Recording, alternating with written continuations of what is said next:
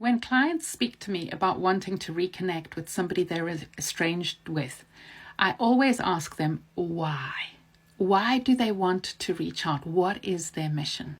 I was really clear what my mission was. One, I wanted to help her to understand herself of why she was abusive to me, because I thought that she had terminal cancer and was dying within a year. Turns out she didn't. The other intention that I had is that I knew there were other neurodivergent children within the family who were my cousins, and I wanted her to share the email with my aunts so that those cousins would be understood, loved, supported, and the stigma and bias towards them would be faced so that it would end for future generations.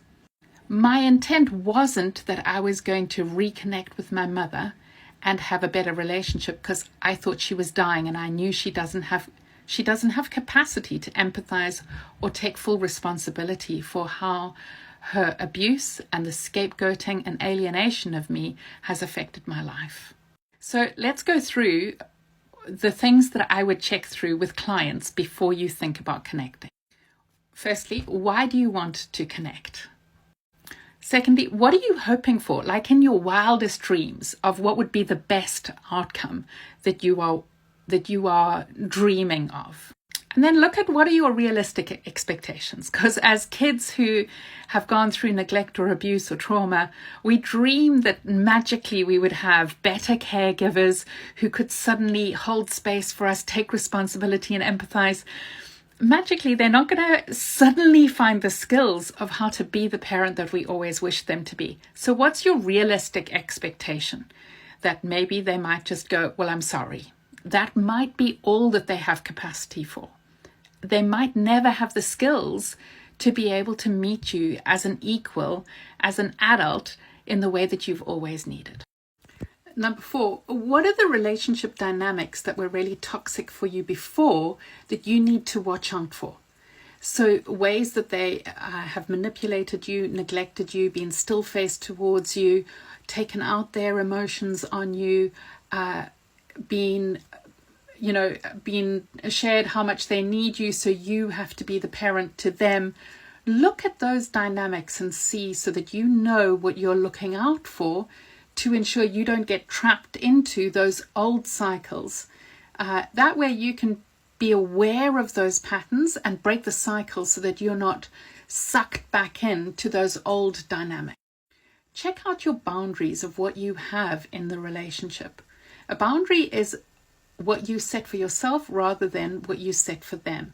So it is an example of that. A rule is like, you will be respectful, kind, and empathetic towards me, versus a boundary is, if you are shouting, insulting, and dismissive, I'm going to end the phone call. So a boundary is about what you deserve to be treated and how you will respond if you're not treated like that, so that you are living within your capacity and honoring how you deserve to be treated. So write down what your boundaries are and how you'll respond if your boundaries aren't treated well, so that when that happens, you have a guideline for yourself of how you're going to behave that you can then honor for you, knowing that you matter and you deserve to be treated with love, care, and kindness. Then before you get in touch, you need to know what their capacity and accessibility is before you flood them with anything. Because if you had to reach out and just go, this is what's happened, this is what's gone on for me, and this is what I need for you, it's too much. Now, I understand the desire to flood because you want to share everything you've felt and everything that you need. But what that will do to them is put them into a defensive state where they will either ignore you, shut you down, make you wrong, blame you, or shame you, or they'll be unable to respond in a way that you need. So what you first need to do is check if they are accessible. So you can write a very short email saying, hey, I'm reaching out to see if you are accessible and able to reconnect, and what your thoughts are on connecting, as well as what you have capacity for. I'm curious what sort of growing or awareness you've done in the time away, so that way you have an understanding of where they're at and the capacity they have before you engage with them. Because otherwise you might spend ages sharing where you're at, what's going on for you, and they don't have the capacity, the emotional intelligence, or the ability to respond in a way that you deserve. You really deserve to be met with care and goodness. So before you rampage everything that's there for you and what you're needing, check their capacity and skill set with a simple email saying, like I said, hey, what's going on for you? What work have you done on yourself since then? I'm curious where you're at. That way you get clarity from their response of what level of engagement you can give to them. That way you're protecting yourself. Now, I didn't do that. Because I thought my mom was dying, and I didn't even think that she had capacity to share fully. My only intent was to give her some understanding of her abuse so that she would die peacefully. It wasn't to grow a real connection, because I don't feel that she's capable of that. So I didn't go through, are you accessible to hear, or what growth have you gone? Because my intent wasn't to grow a relationship. My intent was just to unshame her so that she could die more peacefully.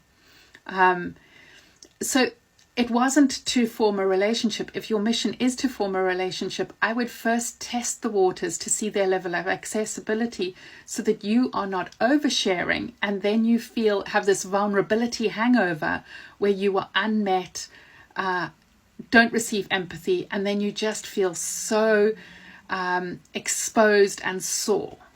I don't want that for you. I want you to be treated and treat yourself with safety and care and goodness.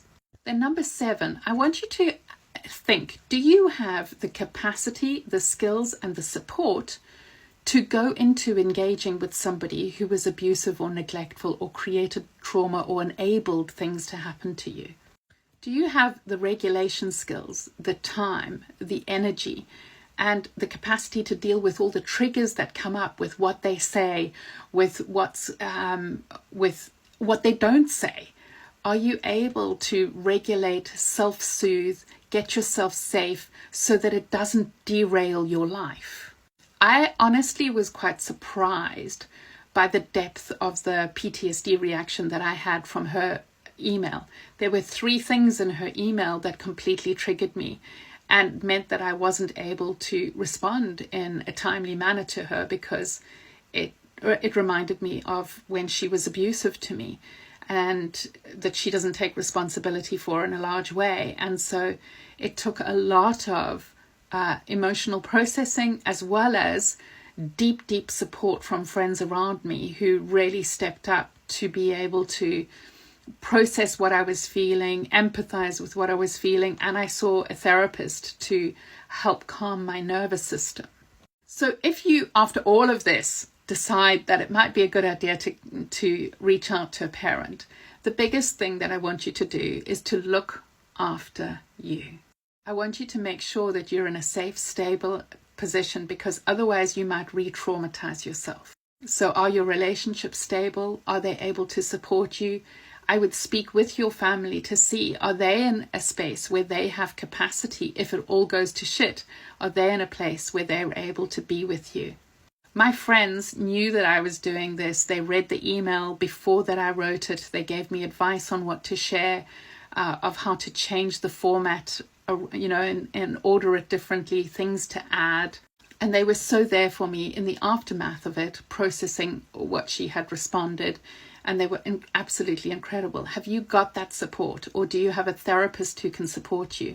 I run a group called Restore, where we have an online community. It's a membership where we also have tools for safety, for regulation, for empathy, for self-love meditations. Just reach out if you are needing support through this, so that you have people who have your back, who can be there for you.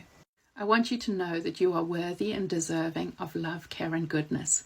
You never need to get in touch with somebody who's abused or neglected you. You are worthy and deserving of love, care, and goodness. If you feel that that's what you're going to get, it's worth reaching out. I'm sending you love.